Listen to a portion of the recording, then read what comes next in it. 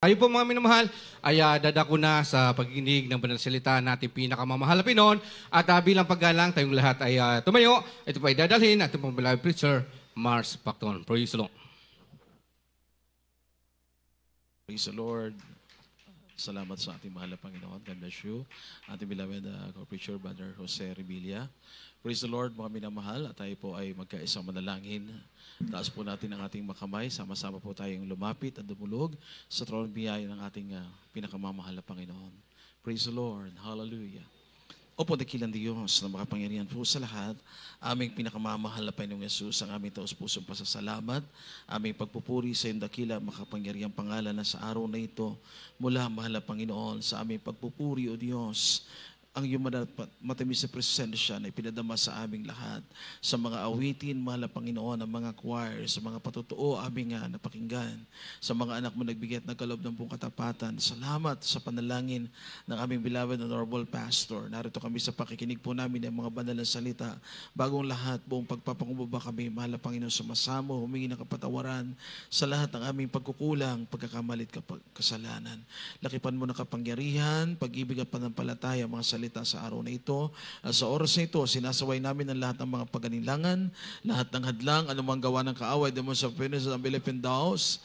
Cast out from us in the mighty name of Jesus. And everybody shout, praise the Lord. Praise the Lord. Purihin ang ating pinakamahal na Panginoong Yesus. At mga minamahal, sa mga sandaling ito ay nagpapaabot po ako ng pinakamataas na pagpupuri, pinakamataas na pagluwalhati, pagdakila, pagsamba, tanging sa ating pinakamamahal na Panginoong Kristo po lamang ating mapagpalang Diyos. Mga minamahal na siyang laging nag-iingat po sa atin sa araw-araw. Purihin ang ating pinakamahal na Panginoong Kristo. Ang ating din pong pagpapaabot, ating pagbati po, pagrespeto, dobling paggalang, sa ating beloved honorable pastor, Evangelist Waldis Rod Almeda, the end-time prophet of God. And also we greet po with love and respect the beloved Almeda children and family, those shares and treasure the blessed teachings ng ating dearly beloved honorable assistant pastor, Linus Almeda. Sa lahat po ng mga beloved brethren, beloved choir members, co-workers in the vineyard of our loving God. Sa lahat po ng mga beloved webcast viewers, ating mga beloved visitors narito ngayong araw na ito. Maminamahal sa lahat po ng mga minamahal na makapatiran sa mampanig ng buong mundo, maminamahal a blessed Sunday sa ating pong lahat. Mga minamahal, napakabuti ng mahal na Panginoon. Amen? Sabi po ng Bible, ng salita ng ating dakilang Diyos, every time, maminamahal na tayo po'y nasa presence ng mahal na Panginoon, we need to rejoice. Dapat mga minamahal, tayo po ay masaya, tayo po ay nagagalak, natutuwa sa ating mahal na Panginoon. Amen? Ang ating mahal na Panginoon na siyang nag-iingat sa atin, dapat tayong magpasalamat ng buong kagalakan. Amen! Praise the Lord! Mga minamahal, kaya napakabuti ng mahal na Panginoon. Ating mga minamahal, pamagatan ng ating tema sa araw na ito, Life Ultimate Purpose. Mga minamahal, sabi ng banal na kasulatan, pinakamasidhing layunin ng buhay. Napakahalaga po, mga minamahal, na maunawaan natin, maintindihan natin why we live in this world. Bakit tayo nabubuhay sa mundo? Ano ba ang dahilan kung bakit tayo, maminamal, ay tinawag ng mahal na Panginoon?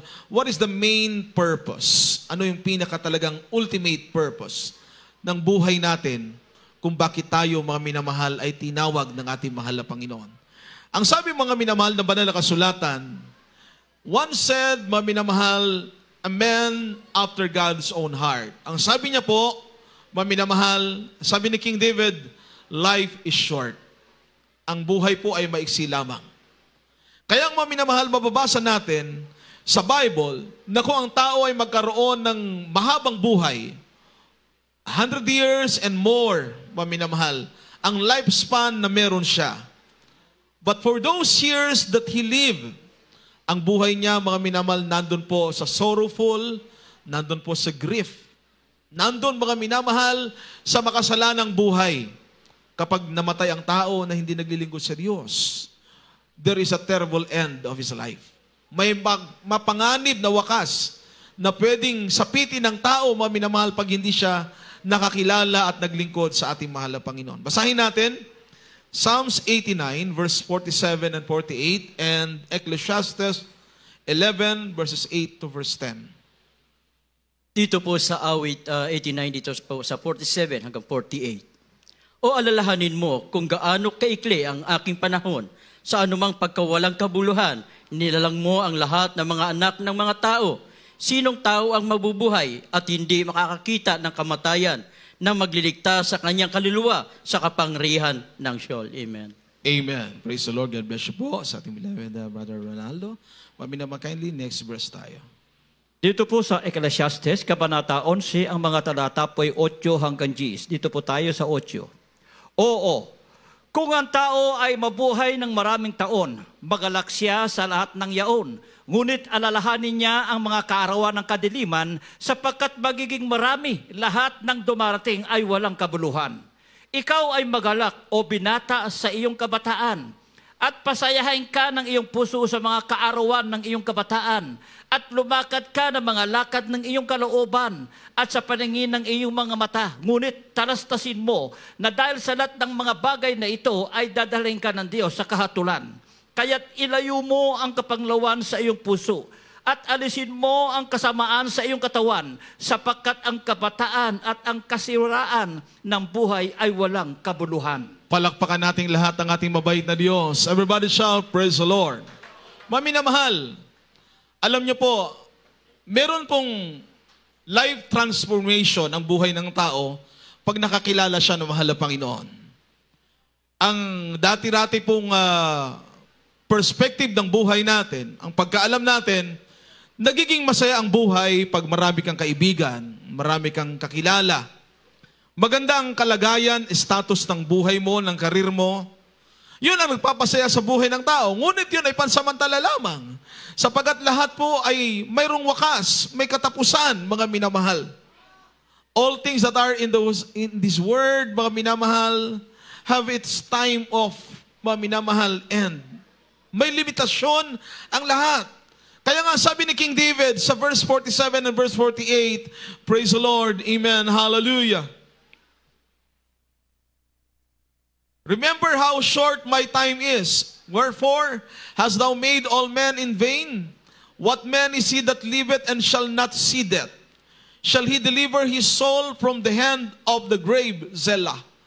Mami naman, sabi ng Bible, ang ating dakilang Diyos, siya po ang author ng buhay.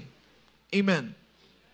Nang lalangin ng mahal na Panginoon, dinala ng Diyos si Adan at si Eva doon sa paradise ng Eden.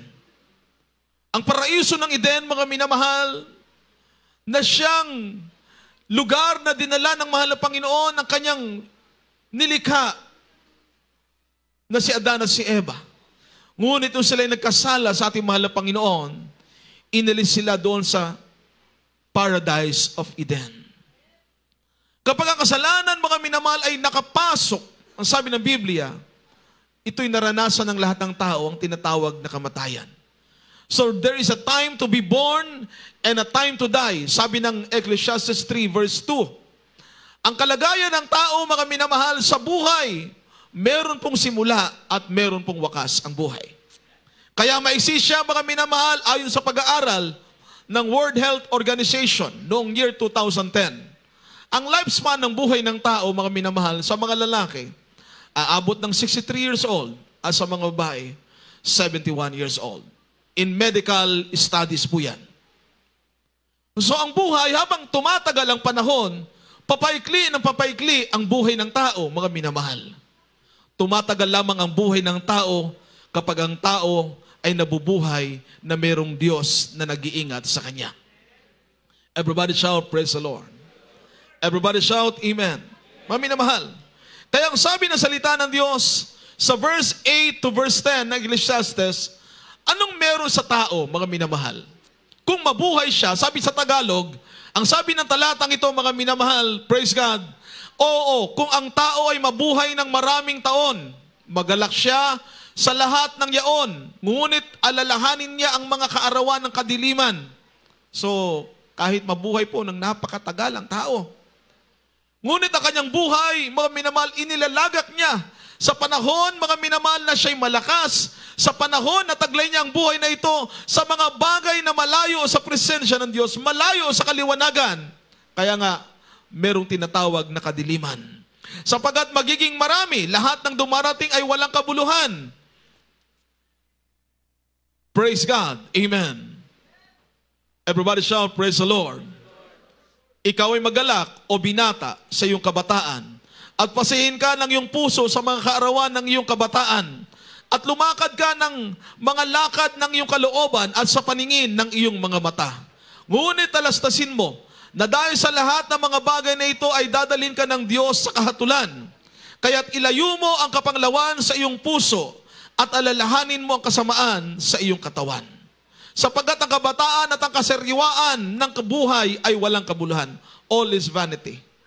Pag sinabing all is vanity, lahat ay walang kabuluhan. Ibig sabihin, kahit ang tao mga minamahal na pinakakilala, mga minamahal, maraming kakilala, maraming kaibigan, pag hindi siya naglingkod sa Diyos, merong bad news na darating sa buhay niya. Doon, sa susunod na buhay, na mga taong hindi naglingkod sa Diyos, there is a place of torment. A place of torment in hell. Kahit pinakamarami kang kaibigan sa mundong ito, mga minamahal, marami kang mga minamahal, mga bagay na natamasa sa buhay mo, ngunit hindi mo napaglaanan ng oras at panahon mo para sa mahal na Panginoon. Doon sa impyerno, wala ka ng kaibigan. Lahat po doon ay magkakaaway. Lahat po doon, mga minamahal, ay hindi mga minamahal napapahinga sa kanilang paghihirap. Kaya nga sabi ng Biblia, kung ikaw ay mabuhay na meron kang panahon sa Diyos to see those life a better days, ingatan mo ang iyong sarili. Ingatan mo. Ingatan mo ang mga bagay na sinasambit sa iyong labi, ang mga bagay na iniisip mo, ingatan mo, mga minamahal. Sapagat meron tayong Diyos na pagsusulitan ng lahat ng ginagawa natin. Kaya mapalad ka kapag ikaw ay nabubuhay, na ikaw ay may takot sa Diyos. Ikaw ay naglilingkod sa ating mahal na Panginoon, umiibig ka ng totoo at tapat sa ating mahal na Panginoon. Everybody shout, praise the Lord. 1 Peter chapter 3, verse 10. Dito po sa unang Pedro, 3, dito po sa Gs. Sapagat ang magnais umibig sa buhay ay makakita ng mabubuting araw, ay magpigil ng kanyang dila sa masama, at ang kanyang mga labi ay huwag magsalita ng daya. Amen. Palakpakan nating lahat ang ating mabait na Diyos. Everybody shout, praise the Lord. 1 Peter 3 verse 10, mga minamahal, for he that will love life, tinan niyo po, mag-ibig sa buhay, and see good days, let him refrain his tongue from evil, and his lips, that they speak no guile. So, inuutusan tayo na salita ng Diyos, mga minamahal. Inuutusan mismo tayo ng mahal na Panginoon kung paano natin makita ang better days, ang kagandahan ng buhay. Hindi sa buhay makasalanan, kundi buhay na lumalakad ng ayon sa kalooban ng ating mahal na Panginoon. Refrain your tongue, speaking of evil words. Alam niyo, mga minamahal, sa mundong ito, anong kinaliligaya ng mga tao? Buhay sa libutan, buhay makasalanan, buhay ng mga sikat at kilalang mga personalidad, mga minamahal. Sa anumang larangan, doon, mga minamahal, inuubos ng maraming tao ang kanilang mga oras at panahon. Ngunit pagpara sa mahal na Panginoon, magyang pag-iisip ng marami, mga minamahal, ito ay natatakpan. Tinatakpan nila, mga minamahal, o isinasarado nila kanilang mga puso pagpara sa mahal na Panginoon. Sapagat ang buhay ng tao na wala sa mahal na Panginoon, ang kanyang pag-iisip, ang laman ng kanyang puso, ay hindi para sa mahal na Panginoon. Kaya mapalad ka nang ikaw ay makakilala sa mahal na Panginoon. Nang oras na ibigay mo, isuko mo ang buhay mo sa ating mahal na Panginoon. Iniwanan mo na ang buhay makasalanan. Iniwanan mo na, mga minamahal, yung mga barkada, yung lahat ng mga bisyo. At ikaw ay namuhay na may takot sa Diyos. Umiibig ka at naglilingkod ka sa ating mahal na Panginoon. At doon na natin nakita, ang buhay pala, pinakamasayang buhay pala, ay ang maglingkod sa ating mahal na Panginoon. Pumalapak po tayong lahat ng isang masaya, masiglang palakpak para sa ating mabait na Diyos. Everybody shout, praise the Lord.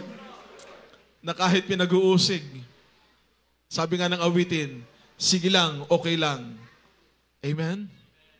tuloy-tuloy lang ng paglilingkod sa mahal na Panginoon. Usigin ka man ng sanlibutan dahil nakita nila sa buhay mo, ikaw ay binago na ng mahal na Panginoon, naglilingkod ka na totoo sa Diyos. Ang sabi ng Biblia, mga bagay na dapat natin gawin to make our life to be an ultimate purpose, to have it first, sabi ng Bible, maglingkod tayo sa Diyos ng buong katapatan. Let us serve the Lord faithfully. Joshua 24, verse 15. Dito po sa Josue, Kabanata 24, ang talata po ay 15.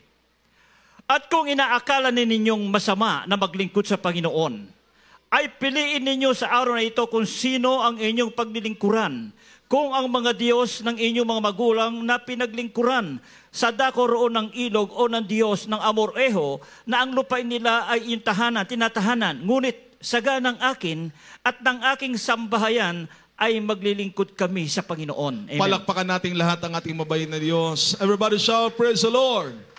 Paminamahal, sabi ng Bible, choose today who will you serve. Piliin mo sa araw na ito, mga minamahal, kung sino ang paglilingkuran mo. And if it seem evil unto you to serve the Lord, choose you this day whom you will serve. Whether the gods which your fathers served that were on the other side of the flood, or the gods of the Amorites in whose land ye dwell, but as for me and my house, we will serve the Lord. Amen? Mga minamahal, walang purpose ang buhay.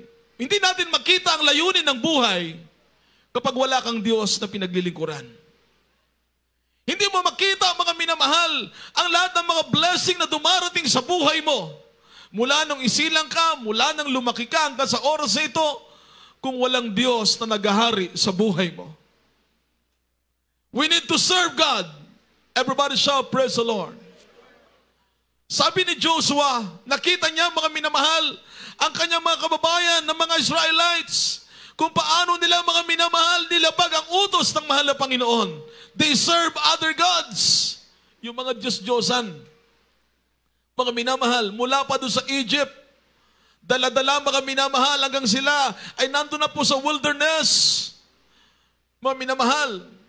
Ngunit yung mga chosen people ng mahal na Panginoon, yung mga totoong pinili ng mahal na Panginoon ay may takot sa Diyos. Isa lamang ang Diyos na pinaglilingkuran, ang Diyos na makapangyarihan, Diyos na nagpapala, Diyos na nag-iingat, Diyos na buhay. Yun lang ang Diyos, ang totoong paglingkuran natin. Amen?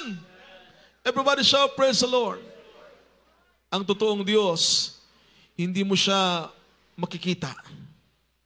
Ngunit mararamdaman mo ang pagkilos ng kapangyarihan ng mahal na Panginoon. He will enter in your heart. Babaguhin niya ang principle ng isip mo. Kung dati-rati sa mga bagay na makasanlibutan, idadirect ng mahal na Panginoon ang pag-iisip mo, ang puso mo, para paglingkuran mo ang totoo lamang Diyos na may-ari ng buhay mo. Paano mo nga naman maitataas ang kamay mo? Paano ka makaluluhod? Paano ka makakapaglaan ng ilang oras sa church ka, na sa gawain ka, umaawit ka sa mahal na Panginoon? Ang karamihan, wala pang almusal. Amen? Nasa church, sumasamba, nagpupuri sa mahal na Panginoon dahil ang araw na ito ay araw ng ating mahal na Panginoon. This is the day that the Lord has made. We need to worship God. We need to serve the Lord. We need to honor God. We need to worship and give the highest praise to the one true God. Everybody shout, praise the Lord.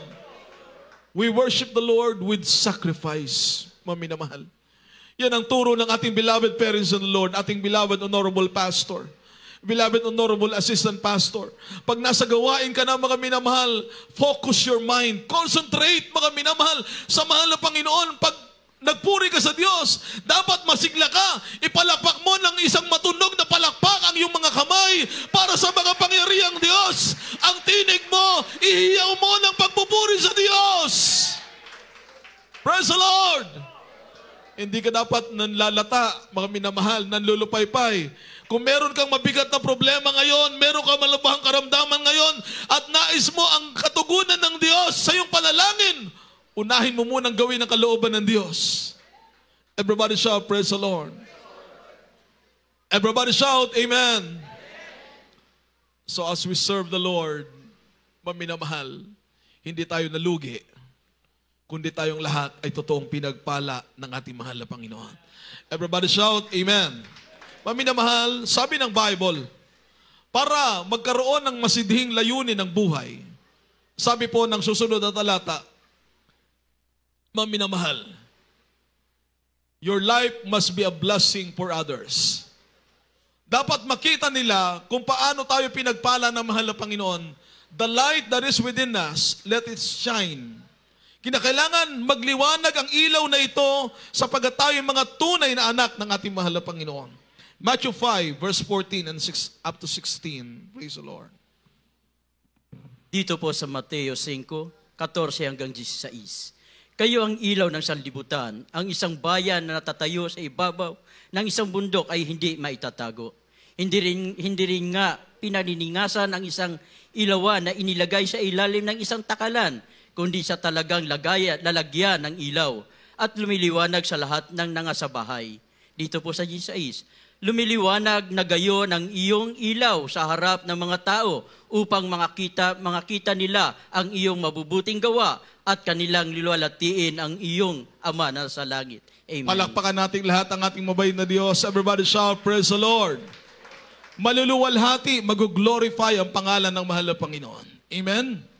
Kaya pagka ikaw ay naglalaan ng oras mo para sa mahal na Panginoon, hindi mo iniisip mga minamahal ang kapaguran. Basta the best gagawin mo para sa mahal na Panginoon. Amen? Everybody shout, praise the Lord. Ang lakas mo ay galing sa mahal na Panginoon. Ang buhay natin ay nagmula sa ating dakilang Diyos. Kaya mga minamahal, kapag ikaw ay nagiging liwanag, amen? Yung patotoo natin, yung tatak ng isang pagiging tunay na Kristiyano, isang mananampalataya, nasa atin po yung Espiritu ng Diyos. The fruit of the Holy Spirit, love, peace, joy, meekness, longness, temperance, goodness, faithfulness. Against such, there is no law. Kapag ang presensya ng Diyos ay nasa iyo, nababalot ang pagkatao natin, mga minamahal, ng banal at makapangyarihang salita ng mahal na Diyos. Kaya nga, pagiging Kristiyano, sabi nga ng marami, pagbaguhan ka pa, mga minamahal, mahirap ang pagiging maminamahal Kristiyano. Madaling sabihin ikaw ay Kristiyano na, pero yung ikaw ay maging totoong Kristiyano, yun ang mahirap. There are so many that proclaim they are Christians, pero hindi mo makita sa buhay nila ang pagiging isang totoong mananampalataya. May purpose dapat sa buhay. Kapag ikaw ay anak ng Diyos, Kristiyano ka, mananampalataya ka ng ating mahal na Panginoon, sumusunod ka sa kalooban ng Diyos. Hindi na yung self-will. Kapag sarili natin ang nasusunod, mga minamahal, nandun yung mga weaknesses. Nandun yung ating mga kahinaan. Pinagbibigyan natin, mga minamahal, sapagat sarili natin ang nasusunod. Everybody shout, praise the Lord. Kaya nga, pag nasusunod ng Diyos sa buhay natin, always seek ye first the kingdom of God and His righteousness, and all these things shall be added unto you. Pag inuna mo ang mahal na Panginoon, hindi ka magkakamali sa lahat ng gagawin mo. Pag inuna mo ang mahal na Panginoon, sapagat merong purpose sa buhay, bakit tayo nabubuhay? Hindi na tayo mabubuhay para sa ating sarili, mga minamahal. Whether we live or whether we die, we are for the Lord. We are the Lord's. Property tayo ng Diyos. Pag-aari tayo ng mahal na Panginoon. Hindi na tayo ang may-ari sa sarili natin. Ang sarili natin ay namatay na, mga minamahal. Yung datihan natin makasalanang pagkatao, nabubuhay tayo ngayon dahil sa pagmamahal ng Diyos, dahil sa pagpapatawad ng Diyos, at sa dakilang biyaya ng mahal na Panginoon. Everybody shout, praise the Lord. Many people live today, they never know that there is a terrible end after death if you will not serve God. May panganib na wakas po sa buhay ng tao pag hindi siya naglingkod sa Diyos. Ngunit merong isang dakilang pagpapala naman ang inilaan ng Diyos kapag naglingkod ka sa Kanya ng tapat. Nandun naman yung langit at buhay na walang hanggan. sa piling ng ating mahal na Panginoon. Kaya ang sabi ng banal na kasulatan, to have, maminamahal, an ultimate purpose of life. Sabi ng Ephesians 5, verses 15 to 17, spend your days in a good purpose. Dapat laging gugulin natin ang panahon natin. Spend your time wisely with a good purpose. Basahin natin ang talatang ito. Dito po sa Efeso, Kabanata 5, ang mga talata po'y 15 hanggang 17. Dito po tayo sa 15. Mag-ingat nga kayong lubos kung paano kayo lumakad. Huwag gaya ng mga mangmang, kundi gaya ng marurunong. Na inyong samantalahin ang panahon, sapagkat ang mga araw ay masasama. Kaya huwag kayong maging mga mangmang, kundi unawain ninyo kung ano ang kalooban ng Panginoon. Everybody shout, praise the Lord.